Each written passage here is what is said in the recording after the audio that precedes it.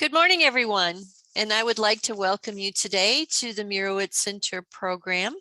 Hedy Lamarr and her life and all the inventions that she has worked on with Linda Spitzer Gaviton.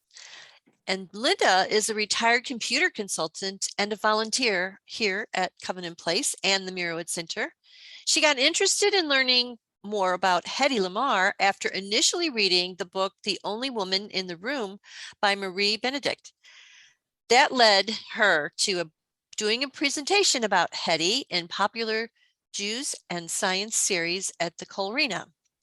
Also, this program is co-sponsored by the Saul Brodsky Jewish Community Library, and Ronnie Brockman is here today to join us as well, and she will say a few things at the end. I'm going to go ahead and turn it over to you, Linda. Okay, hi everybody. I'm gonna jump right in because I've got it's pretty long presentation. So we'll go, and then I'm happy to do questions and stuff at the end. So you've all heard, Judith, are you gonna share your screen and do the slides? Yes. Okay. Here we go. Okay. You've all heard of Hedy Lamarr, the beautiful starlet in the 1930s.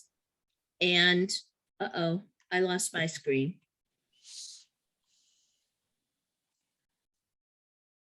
Wait a second. Oh, okay, I'm good.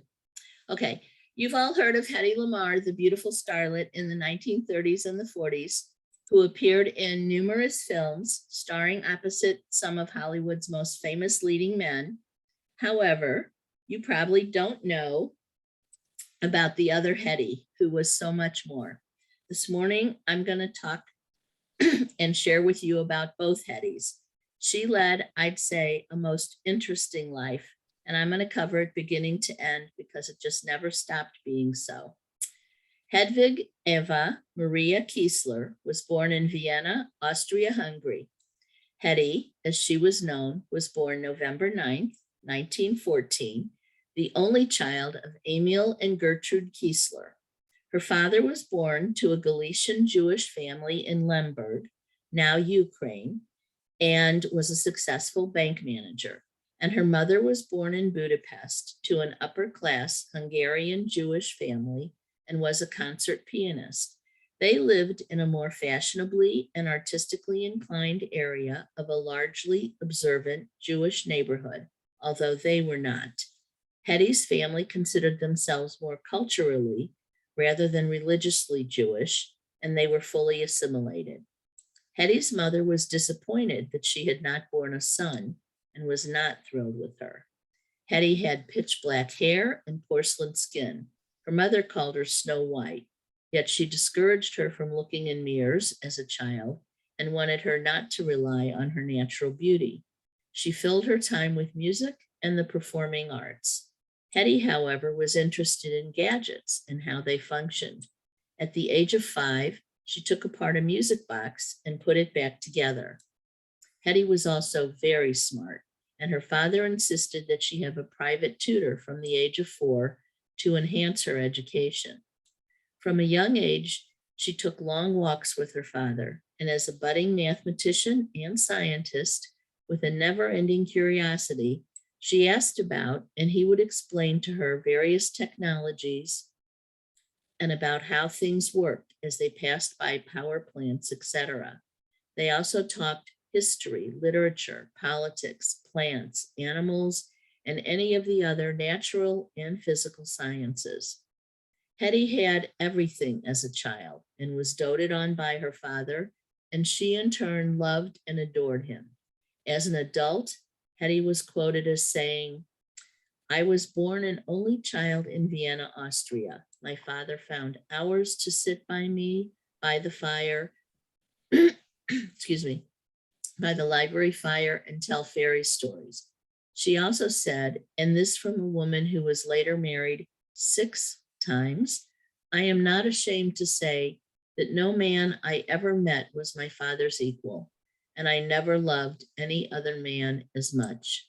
By age 10, Hedy was a proficient pianist and dancer and could speak 4 languages. At the age of 12, she won a beauty contest. She also was interested in acting and was fascinated by theater and film. Her parents could afford to take her to plays and indulge all of her interests, and they did. She took acting classes and attended finishing school, but never attended college or had any advanced training or education in science or engineering, and her formal education ended at age 16.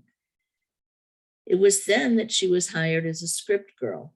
She gained a role as an extra in a movie, then a small speaking part in another, and then producer Max Reinhardt cast her in a play entitled The Weaker Sex.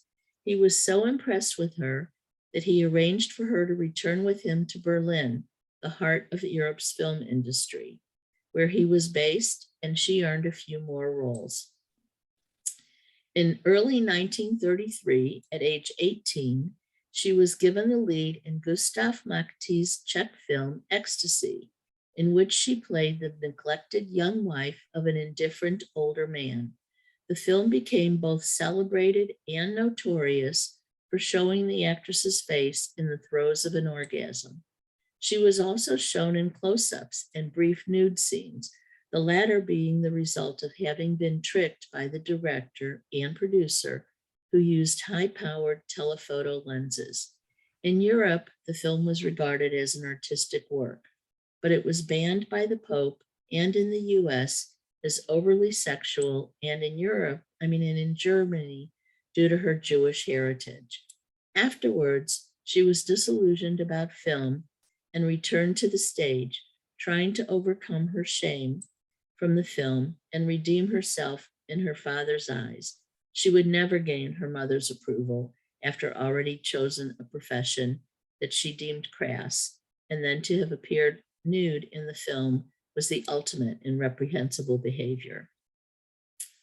As she was starring in a play about Empress Elizabeth of Austria called Sissy, winning accolades from critics, she found many admirers sending her flowers and trying to pursue her backstage. One of these was a powerful and persistent 33-year-old Viennese arms merchant and munitions manufacturer who was the third richest man in Austria, Friedrich Mandl, known as Fritz. He was the son of a Jewish father and a Catholic mother who completely denied his Jewish heritage. He pursued her, sending numerous bouquets of flowers, notes to her parents requesting permission to ask for her company at dinner, and showing up in the audience nightly. Unfortunately, while they strongly disapproved of him because of his close social and business ties to Benito Mussolini and Adolf Hitler, both of whom he supplied arms to, they couldn't say no because they felt he was in a position to hold off their movement towards changing the status of Austria's independence. Hedy fell for his charming and fascinating personality, and after only 7 weeks, he asked her father for permission to marry her. Torn between all of the reasons not to, and the one where the situation was going to get more dangerous for the Jews, and it might be helpful to be married to someone so powerful for protection, they wed on August 10, 1933. He insisted that she convert to Catholicism before their wedding for her own protection. Hedy soon found out that life with Fritz was not what she expected it would be. Her husband, 14 years her senior, was very demanding, controlling, and abusive, and insisted she give up everything to do with her career and be only with him. He was so jealous of others seeing her that he spent over $300,000 buying up and destroying all of the copies of the film Ecstasy he could acquire to control the scandal surrounding it. But more just kept being printed as the film spread around. He wanted a trophy wife, someone young and beautiful to dangle on his arm and to show off and hostess his parties when he entertained his powerful political friends, which he did often at one of his villas or homes, or to accompany him to business meetings where he conferred with scientists and other professionals involved in military technology. No one thought anything of speaking freely in front of her. After all, she couldn't possibly understand what they were talking about. And yet she took in everything. And these meetings and the party conversation were her introduction to and the nurturing of her latent talent in the field of applied science. At one of these parties, she overheard some of the guests talking, and she reported it to Fritz, and it helped him, something she very much regretted later on. And from then on, she kept what she learned to herself. Hedy was a virtual prisoner in her home, but what a home. Castle Schwartz, now known as the Mandel Castle, near the Czech border, was immense. She wrote of her marriage, "He was the absolute monarch in his marriage. I was like a thing, some object of art which had to be guarded and imprisoned, having no life of its own. All of the magnificent jewelry gifts couldn't repay her for all of the things she had been forced to give up, her career, her religion, her freedom." Fritz, however, quite underestimated her intelligence and her ability to understand what he and his business and political friends were doing, planning, and discussing at their business meals. She also found out many secrets when he took her with him, draped on his arm, touring his factories and munitions plants, all of which she reported to her father when she made her limited supervised visits to see her parents. But then her beloved father died in 1935 due to a heart attack from stress, and Hedy's world changed dramatically. She hated Fritz and loathed his fascist politics and his job. By 1937, the reality of everything settled in, and Hedy realized she could no longer endure his paranoid jealousy and the unbearable life she was leading, and resolved that she had to escape from him, her marriage, and his ardent Nazism. And even though Fritz had forced her to convert, Hitler knew she was Jewish. It was dangerous for her to remain in Austria. She orchestrated a complex plan in which she persuaded Fritz to allow her to wear her best jewelry to a dinner party where some of the most influentials would be in attendance. She then drugged her maid that most resembled her, quickly hid the jewels in her bag, redid her hair, and changed her clothes to disguise herself as the maid. Hedy, the actress, reappeared and adopted her maid's walk as she moved through the servants' quarters to exit the castle, and she fled in her maid's car to the train station, then on to Paris, and then on a boat to London.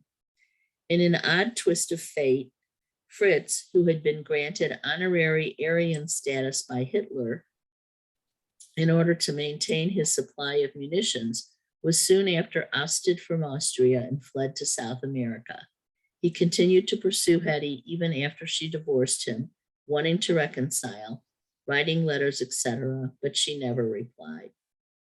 In London, Hedy met Louis B. Mayer, the head of MGM Studios, who was scouting for talent to add to his stable. He offered her a standard contract wage of $125 per week. Hedy was a woman who knew her worth, and she turned him down flat. She sold one of her jewels and booked passage on the Normandy, sailing to New York as Mayer was returning there also with his wife. Hedy dressed in the one elegant gown she had brought with her, a dark green one that matched her eyes, donned her jewels, and walked into the dining room. Standing at the top of the winding staircase, the entire room turned silent as every head turned in her direction, including all those at Mayer's table as she descended. He offered her a 7-year contract and $550 a week, the most ever given to a starlet, on the spot if she agreed to 2 conditions. She needed to change her last name to be more American. Kiesler sounded too Jewish, and erase the image, scandal, and controversy from her infamous Ecstasy film. At the suggestion of Mayer's wife, Margaret Schenberg, who befriended Hedy, she chose the name Lamarr in homage to the silent film star Barbara Lamarr. Mayer began promoting her as the world's most beautiful woman. While Hedy was learning English and was being introduced to Hollywood, Louis B. Mayer made a little more than a pass at her. and she told him that, quote, "No man owns me and no man ever will, not even you." With his wife there, Hedy turned this encounter to her advantage, and it led to her first film in July 1938, Algiers with Charles Boyer, a classic romance. It was considered to be the inspiration for Casablanca. At just 22, she provided the glamorous, exotic, mysterious beauty that the film needed, and it made her an overnight star. But she couldn't enjoy the success because back at home in November was Kristallnacht, and she was horrified because it foreshadowed the genocide to come, and she knew her friends, neighbors, and her mother were in danger. She quickly made a string of films and starred opposite such leading men as Spencer Tracy, Clark Gable, and Jimmy Stewart. By 1940, Europe was at war, Poland had fallen, and France and the Soviet Union had been invaded. Excuse me. Hedy had no trouble fitting into the US and Hollywood. Author Richard Rhodes describes her assimilation into American culture as, quote, "Of all the European emigres who escaped Nazi Germany and Nazi Austria, she was one of the very few who succeeded in moving to another culture and becoming a full-fledged star herself. There were so few who could make the transition linguistically or culturally. She really was a resourceful human being, I think because of her father's strong influence on her as a child," close quote. Interviewed by writer Howard Sharp, he said that her off-screen life and personality was quite different from her screen image. She spent much of her time feeling lonely and homesick. He said, quote, "Hedy has the most incredible personal sophistication. She knows the peculiarly European art of being womanly. She knows what men want in a beautiful woman, what attracts them, and she forces herself to be these things. She has magnetism with warmth, something that neither Dietrich nor Garbo has managed to achieve," close quote. Hedy, excuse me. In Hollywood, she achieves distinction and was billed as the most beautiful woman in films and in the world. Her stunningly good looks helped her navigate the film industry, land major contracts with studios, and enchant adoring fans. But Hedy was a very un-Hollywood movie star, a loner in the vast Hollywood film crowd. While she hadn't really thought of herself as Jewish till she fled Austria, her few friends now were also Jewish immigrants from Austria and Hungary, like Peter Lorre, Otto Preminger, and her old mentor, Max Reinhardt. But in Hollywood, there were no Jews. She didn't enjoy going to parties and hanging out with the drinking crowd. She didn't drink. At one time, Hedy was quoted as saying, "Any girl can be what is called glamorous. All she has to do is stand still and look stupid." Hedy's mother remained stubbornly in Austria, although Hedy tried to get her to come with her and unsuccessfully to leave several times after. By the beginning of the war, Hedy finally convinced Gertrude to flee Austria, but she went to friends in London. Hedy finally got her to Canada and then the US in 1942. With no formal training and being primarily self-taught, excuse me, Hedy still had a brilliant, inventive mind, and she had a drafting table and proper lighting installed in her home and worked in her spare time on various inventions, which she called her hobbies. So after a day of filming, she came home and worked. She had a whole wall of engineering reference books. She knew enough about chemistry to invent a tablet that could be added to and dissolved in water to create an instant carbonated beverage. She said that it tasted like Alka-Seltzer. She also invented a better Kleenex box to hold used tissues. Among the few who knew of Hedy's inventiveness was aviation tycoon Howard Hughes, who she dated for a while during the war. They were romantically involved for a while, but really bonded over their love of invention. He actively supported her inventive tinkering hobbies, as he considered them at first, But as they gave way to fruitful inventions, he took her more seriously and even supplied her with equipment. He gave her a lab for her on-set trailer so she could work in between filming. He actually teamed up with her when she suggested he changed the rather square design of his aeroplanes, which she thought looked and functioned rather slow, to a more streamlined shape, based on pictures of the fastest birds and fish she could find in books. He called her a genius, and then he put a team of scientists at her disposal, saying they would do or make anything she asked for, and thus she helped improve aircraft aerodynamics for him.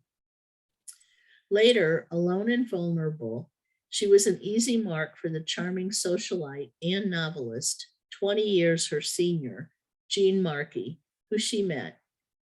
And after only 2 months, they eloped to Mexico and wed in 1939. Immediately thereafter, they adopted a son, James Lamarr Markey, who had been born 8 months earlier on January 9th, 1939. And after only 4 months, they divorced.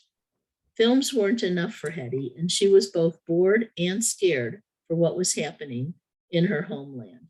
She was Austrian, so technically an enemy alien. Her country was attacking British shipping in particular, and torpedoed ships loaded with children who were being moved from England to Canada to escape the German bombing. Their U-boat torpedoes had sunk thousands of supply ships. 14 million tons of goods and 75,000 men, women, and children trying to flee the Nazis were lost to the bottom of the Atlantic. That horrified her. And as an ardent anti-Nazi, what she really wanted was to be helping the war effort. And she began thinking of how she might be able to be of help. There needed to be an accurate way to stop the torpedoes, and Hedy had an idea. She had learned a lot about munitions from listening in on conversations at the dinners hosted by Fritz about missiles launched from submarines, but she needed help with one thing. She knew of a composer she had met. He was considered the bad boy of music because his compositions were rather radical and unpredictable. George Antheil was both an avant-garde composer and a concert pianist who pushed the bounds of technology with his music. He had actually won an award for a ballet suite that had multiple mixes, excuse me, and used over a dozen synchronized pianos. And she thought that his abilities were just what she needed. At a party, as she left, she scribbled her name and phone number on his car in lipstick. He called her. George said, "We began talking about the war, which in the late summer of 1940 was looking extremely black. Hedy said that she did not feel very comfortable sitting there in Hollywood and making lots of money when things were in such a state. She said that she knew a good deal about munitions and various secret weapons. He was impressed with her beauty, fearlessness, and intelligence when she shared her idea for a secret radio-controlled guidance system. He called her an intellectual giant. Meanwhile, Hedy starred in Ziegfeld Girl in 1941 with James Stewart, Judy Garland, and Lana Turner, a huge success. Then on December 7th, Japan launched the surprise attack at Pearl Harbor, and the US had no choice but to declare war on the Japanese Empire and enter the war. Hedy filmed during the days, and at night and on weekends, she and George worked in her home. Hedy and George's first task was to outline their goals. On a flip chart, they listed 3. 1, control radio control of torpedoes to increase accuracy. 2, make system for radio signals between plane, submarines, or ship and torpedo. And 3, create mechanism that will synchronize hopping frequencies in between communications to avoid jamming of signals by enemy forces. Hedy thought, if the missiles were guided by a radio guidance system using multiple frequencies instead of a single one, then they couldn't be detected. So her plan was to start simultaneously with 88 frequencies, the same number as there were keys on a piano, and the signals would hop from one to another randomly, so they couldn't be predicted or fixed on any one and be jammed, and that would prevent the torpedoes from being detected. Through their collaboration, they invented what they called a secret communication system to manipulate radio frequencies at irregular intervals, sort of like a miniaturized player piano mechanism with radio signals, to form an unbreakable code, which she envisioned helping submarines to deploy missiles to allow them not to be detected by enemy ships. This idea of coming up with the player piano idea to trigger the switching of the signals to eliminate the need for humans to control it, they called ribbon, and allowed the radio hopping to be all over the spectrum and not just in a limited range, so that the jamming would be almost impossible and provided for the unbreakable code. This frequency hopping formed the basis of spread spectrum technology, and for the Allied torpedoes was intended to defeat the threat of jamming by the Axis powers. Multiple frequency signals would be sent, and anyone listening in would hear the signals as noise. But if the transmitter and the receiver had the exact same timing and control code synchronized, then the signal would be clear. This is as sciencey as I'm going to get on you. Frequency hopping spread spectrum, FHSS, is a method of transmitting radio signals by rapidly changing the carrier frequency among many distinct frequencies, controlled by a code known only to both the transmitter and the receiver, and is used to avoid the interference, prevent eavesdropping, and to enable code division multiple access, the CDMA, communications. The signals hop their carrier frequencies in a predetermined order, and so are very resistant to deliberate jamming or interference or interception without knowledge of the secret frequency hopping pattern transmission security key that only the sender and receiver share in advance. What Hedy and George did was to use their piano role player idea to change up to 88 frequencies to make the radio guided torpedoes harder for the enemies to detect or to jam. They filed for and got a patent for their work using her married name, Hedy Keesler Markey. But when they presented this to the Navy, they were listened to as the modernist piano composer and the Viennese actress who thought they were going to solve the war problem. Now, you realize at this point, she was trying to give them this patent, not sell it to them. Her goal was to help her adopted country defeat the Nazis. It's all she wanted, no compensation, nothing else. They said, thanks, but no thanks. And Hedy learned that people considered her brain less important than her looks. They cited it as alien property since she was Austrian and Jewish, and they filed it away. The Navy rejected the idea. Stupid Navy. Hedy wanted to join the National Inventors Council, but was told by some of the members that she could better help the war effort by using her celebrity status to sell war bonds to help finance it. And so she did, and in a big way. Hedy, again wanting to prove her loyalty and incensed over the assault on her new homeland, threw herself into the effort to assist her adopted country and raised over $25 million selling war bonds. Like many other actors, she enthusiastically enlisted herself in tours around the country, visiting 16 cities in 25 days and attracting thousands of adoring fans, heading V for Victory rallies. She also entertained servicemen at the Hollywood Canteen. She cooked, served, danced, signed autographs, and even sold kisses to help the war effort. Hedy's film career boomed, and the viewing public couldn't get enough of her during the war. Publicity stills and posters of her beauty were all the rage. In 1942, Hedy starred in White Cargo with Walter Pidgeon, one of her biggest hits, and yet she was tired of filmmaking. The roles emphasized her beauty and sensuality, while giving her relatively few lines. She continued pursuing inventing with a passion to relieve the boredom of the lack of acting challenges. In 1942, she met Englishman John Loder. They wed on May 27, 1943.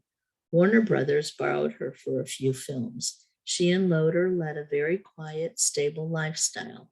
During the war years, Hedy starred in several radio dramas, which were popular then, many based on movies of the same name, like Algiers and Casablanca.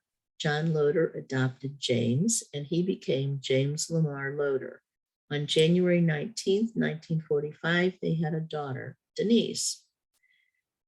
In 1945, Hedy and the Invention were written up in Stars and Stripes. Note that even here, while the article features her invention, it still shows a picture of her as a bathing beauty. Hedy still can't get recognition for her intellect that isn't accompanied by that of her looks. 1945 turned out to be a big year for her. She left MGM and formed a production company, Mars Film Corporation, with Jack Chertok and Hunt Stromberg, and went on to produce and star in films that were, while critically successful, were not financially. On February 1, 1947, she and Loder had a son, Anthony, and then later in July, they divorced. 1947 is also the year Cecil B. DeMille began casting for Samson and Delilah, and it was what Hedy needed to get over the divorce, and she turned her full attention to that. It was a grand spectacle, full of decadence and grandeur. She played a temptress and gave one of her best ever performances in the 1949 film Opposite Victor Mature, garnering a review that read, quote, "As Delilah, Hedy Lamarr is treacherous and tantalizing, her charms enhanced by Technicolor," closed quote. She thought her career was on the rise again, but it was really the beginning of the end. In 1949, she met ladies' man, nightclub owner, and former band leader Ted Stauffer, and after visiting him in Acapulco, they married on June 11, 1951. The marriage with Stauffer collapsed soon after it began, as did her relationship with her children. She started seeing a psychotherapist and put her children in boarding school. James was disruptive. He felt he was less favored because he was adopted, and she more or less abandoned him, and one of the teachers' families took him in. They didn't reconcile and repair their relationship for almost 50 years. Hedy claimed that Stauffer hit her and divorced him in 1952. Soon after, she met J. Howard Lee, an oil baron and millionaire. On April 10, 1953, Hedy became a naturalized citizen of the United States at age 38. On her emigration papers, she listed her race as Hebrew. She and Lee married on December 23, 1953, husband number 5, and they settled very comfortably in Texas. She made several more films, again with popular leading men like Ray Milland, Robert Cummings, Cesare Nova, and Bob Hope, although none critically or financially successful, and her career went into decline. She designed, and with her husband developed the Villa Lamarr ski resort in Aspen, Colorado. In 1957, she appeared as the mystery guest on What's My Line. By August 1958, she and Lee were divorced. He got the ski resort. It was to be her longest marriage. Also in 1958, she began appearing on television, mostly in episodes of Zane Grey Theater and Shower of Stars, before the release of her final film, The Female Animal. In 1960, she was honored with a star on the Hollywood Walk of Fame for her contributions to the motion picture industry. The Navy had kept Hedy's patent hidden since the 1940s and then conveniently rediscovered the patent, which they had waited to run out, and then looked into adopting Hedy and Antel's invention in the late 50s and used it, most importantly, for a buoy system during the Cuban Missile Crisis in 1962, not giving them any acknowledgement or, of course, any payment for their work. And ever the prolific bride, her sixth and last marriage was on March 4th, 1963, ironically to her divorce lawyer, Louis Bowles Jr. It lasted a little over a year, and she cited extreme cruelty as the reason for this divorce. 5 more marriages in 26 years, probably not a Hollywood record, but still for Hedy, finally enough, and she called it quits in early 1965 and remained single the rest of her life. Hedy was acutely aware that her career centered around her looks, and as they faded, so did her career. As it dwindled, her personal life crashed and she faded from the public's attention. She sought other ways to cope with her feelings of loneliness, rejection, and isolation. She was estranged from her first son, James, and not a very good mother to her other children either. She started shoplifting from stores, more or less as a hobby to replace filmmaking and inventing. When she was confronted by one particular LA department store security guard, she said, "Other stores let me do it." But this time, on January 23rd, 1966, Hedy shocked the world by being charged with shoplifting 8 items worth $86. In April, the trial lasted 5 hours. Hedy gave the performance of her life and was pronounced not guilty. Late in 1968, Hedy decided to leave Hollywood and move to Florida. About 200 bidders overflowed auctioneer Arthur B. Good's gallery to get a look at what she left behind. The actress told Good to sell everything, and she grossed upwards of $250,000. In the 70s, she was offered several scripts, TV commercials, and stage projects, but nothing piqued her interest and she turned everything down. From here on, her life just spiraled downward. In 1974, she filed a $10 million lawsuit against Warner Brothers, claiming that the running parody of her name, Hedy Lamarr, featured in the Mel Brooks comedy Blazing Saddles, infringed on her right to privacy. Brooks said he was flattered. The studio settled out of court for an undisclosed nominal sum and an apology to her for almost using her name. He said that she never got the joke. She ultimately considered her beauty to be a curse, as she described in her 1966 autobiography, Hedy. Later in life, she endured several facial plastic surgeries in the hopes of preserving her looks, which were unsuccessful and left her very scarred. With her eyesight failing, she retreated from public life, and by 1981, she moved to Miami Beach, Florida. She became reclusive for the last 20 years of her life, living a very secluded life, and would only speak to people via the telephone, including her own children. Again, in 1991, she found herself in the center of another shoplifting controversy, this time for pilfering merchandise valued at $21.48 worth of laxatives and eye drops from a drugstore. She pleaded no contest to avoid a court appearance, and the charges were dropped in return for her promise to refrain from breaking any laws for a year. Hedy returned to experimenting with inventions. These included a new kind of traffic light, modifications to the design of the Concorde, and a skin tautening technique based on the workings of an accordion. When she finally did receive an award recognizing her scientific achievements in 1997, she chose to accept it over the phone rather than in person. Hedy became the first female recipient of the Invention Convention's Bulby Nass Spirit of Achievement Award, known as the Oscars of Inventing, which is given to individuals whose creative lifetime achievement in the arts, sciences, business, or invention fields has significantly contributed to society. Lamarr and Antill were never compensated for their work, and today it would be worth over $30 billion. The Navy essentially stole the technology because she was Austrian and an immigrant Jew, and said she probably confiscated it from the Nazis. She had never spoken about it publicly. In 1990, Fleming Meeks of Forbes magazine interviewed Hedy and produced 4 tapes of these interviews. It was really the only proof in existence besides the patent of her invention and the work she and Antil did. Now, various spread spectrum techniques are incorporated into Bluetooth technology and are similar to methods used in legacy versions of Wi-Fi. Their patented technology also powers GPS.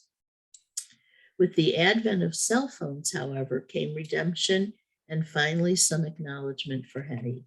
Mobile phones use CDMA, which was a modern development of her invention, and she was finally being recognized. Her birthday, November 9th, was celebrated as Inventor's Day. In 1996, a large Corel-drawn image of her won the annual cover design contest for the Corel Draws yearly software suite. For several years, beginning in 1997, it was featured on boxes of the software suite. She sued the company for using her image without permission. The company countered that she didn't own rights to the image. The parties reached an undisclosed settlement in 1998.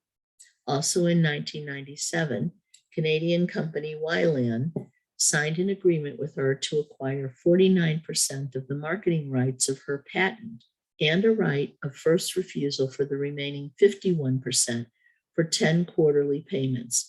This was the only financial compensation she received for her FHSS invention, but she became rich enough from it to support her for the rest of her life in comfort and to leave an estate. Also, in 1997, Hedy and George Antil were jointly honored with the Electronic Frontier Foundation Pioneer Award for their work in laying the groundwork for wireless communication. Today, the spread spectrum technology she envisioned and invented with George Antil is the basis for wireless technology that governs Wi-Fi, GPS, fax machines, cell phones, and Bluetooth. She isn't talked about just as a beauty or failed film star, but as an inventor. When she died of heart disease at age 85 on January 19, 2000, she left an estate worth $3.3 million. Still, her obituaries commented mostly on her great beauty and not on her inventions. According to her wishes, she was cremated and her son Anthony spread her ashes in Vienna woods in Austria. In a bizarre twist of fate, James, who had always believed he was adopted, found out after his mother died in 2001 that in fact he was the illegitimate but the biological son of Hedy and her not yet third husband, John Loder, whom she later married and then adopted James, even though he had originally been adopted by her then husband, Gene Markey. He and Hedy had been estranged for almost 50 years. They only reconciled just before she died, and she had left him out of her will. He sued for complete control and eventually settled for $50,000. In 2010, Hedy was selected out of 150 IT people to be featured in a short film launched by the British Computer Society. And in 2014, Lamarr and Antil were posthumously finally inducted into the National Inventors Hall of Fame for recognition of the value of their work for their FHSS technology. Also, in 2014, Hedy was given an honorary grave in Vienna's Central Cemetery, where the remaining portion of her ashes were buried in November, shortly before her 100th birthday. Asteroid 32,730 Lamarr, discovered by Carl Reinmuth at Heidelberg Observatory in 1951, was renamed in her memory. The official naming citation was published by the Minor Planet Center on August 27, 2019. And lastly, or at least up till now, on November 6, 2020, a satellite named after her, Hedy, was launched into space. There's a book about Hedy titled Ecstasy and Me. You would think that it was an autobiography since it says it was written by Hedy Lamarr, but she claimed it was largely fabricated by the ghostwriter Leo Guild and is mostly fictional. She sued to halt publication, saying that many of the details were falsified. However, she lost the suit. There's an excellent book about her, The Other Woman in the Room by Marie Benedict. It's the book I first read that introduced me to this fascinating woman and led me to want to find out more about her. Although, excuse me, it only covers a portion of her life. Excuse me. Another book written about her is Beautiful, The Life of Hedy Lamarr, is by Stephen Michael Shearer, and another is Hedy's Folly, The Life and Breakthrough Inventions of Hedy Lamarr, the Most Beautiful Woman in the World, was written in 2011 by Pulitzer Prize-winning author Richard Rhodes, who I quoted earlier. A graphic book, Hedy Lamarr and a Secret Communication System, was written and illustrated and released in paperback in 2006 by Trina Robbins and Cynthia Martin, and geared to a younger audience. Another, Hedy Lamarr's Double Life, was written and illustrated by Lori Walmark and Katie Wu in 2019. And Hub History produced Hedy Lamarr, the biography. This is just a tiny sampling of what's been written about her.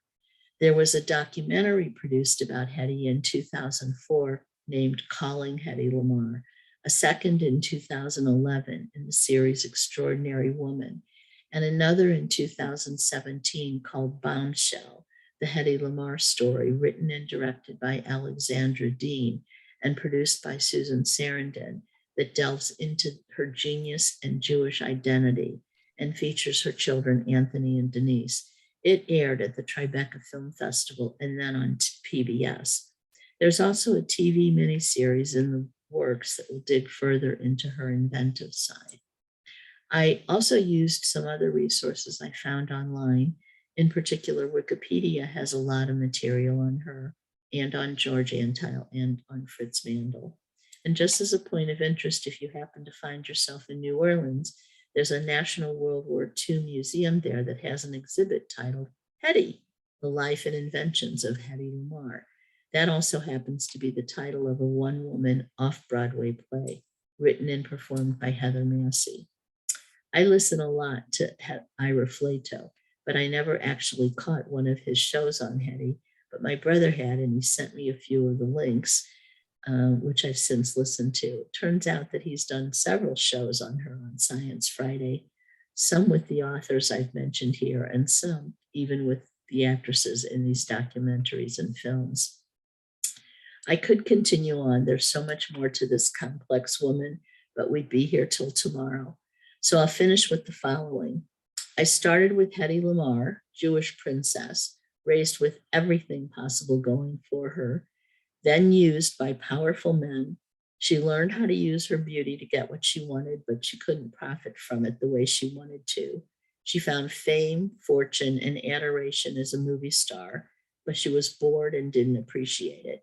She never found love or fulfillment as a wife or mother. Several of her husbands were abusive and much older. She had one of the most recognizable faces on the planet, and yet was never really seen for who she was, and that's all she really wanted, to be appreciated for her inventions and her allegiance to her adopted new homeland. She hated the Nazis and wanted to help defeat them, but was shunned for her efforts because she was Jewish and Austrian. She thought her beauty was a curse and wanted to be recognized for her intelligence, and never was. And even in the end, her beauty failed her. She invented something of historical significance, and it was rejected because of her religion. And when she died, she went back to her childhood home, where she was happiest with her father, to Vienna to be buried. So what do you think about Hedy? Was her story one of happiness or tragedy? All of the pictures I used, I found online, albeit some are copyrighted. And many thanks go to my husband, Richard, who turned everything I gave him into slides for me. I think I've covered just about everything, but I'm up for questions if anyone still has any. Thank you all for listening. So if you have questions, you can raise your hand or type a question in the chat box. What a fascinating story. Yeah.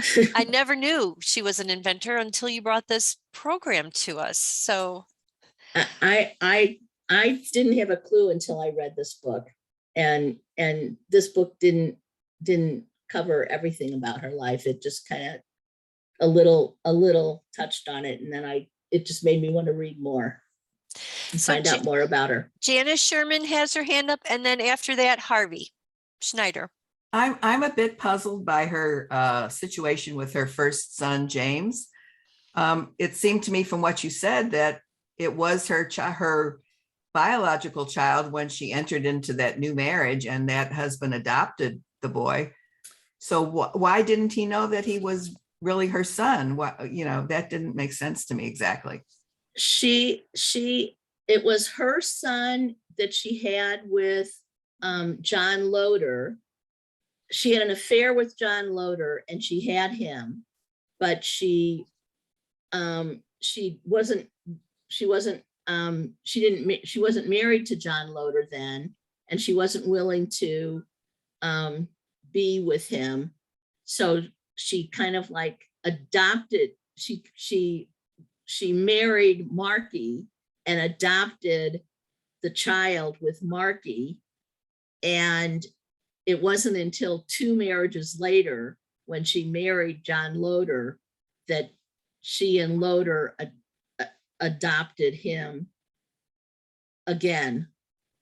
So James never knew that he was her real child until after she died.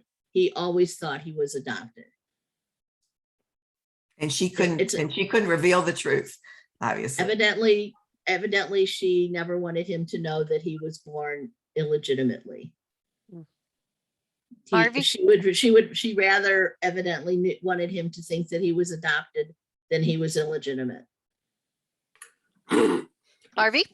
Yes, I wanted to offer the fact my son is an Associated Press reporter in Orlando. And in her last years, she was living in Orlando, and as he described it, in a rather modest apartment. And she was reclusive. He tried several times to interview her for an AP story, but she always declined. And she would talk on the phone, but didn't want to see anyone.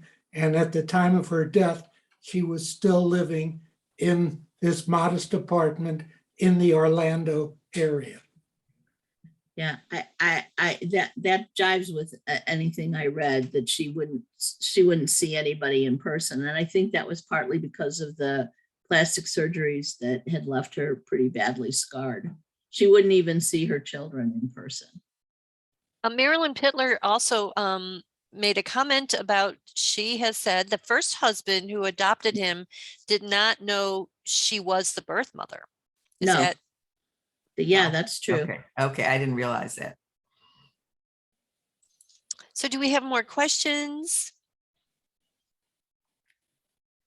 Thank you so much. It was Good. It was very fun. And like I said, I've never known this other side of the Hedy Lamarr, because of course the media always focused on her beauty and the movies and everything else that she was in. And I just want to thank you, Linda, for giving us this wonderful presentation today.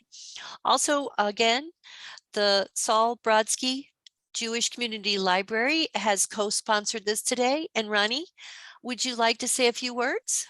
Sure, that's fine. First of all, thank you, Linda. I had read The Only Woman in the Room, and it inspired me to look a little bit deeper, but not as much as you did. So thank you for all of the, the information. And it's very interesting and also sad that she wasn't acknowledged for her amazing brilliance and what she ended up doing for all of us today. But now at least she's being honored, recognized for it. So thank you. Thank you all for joining.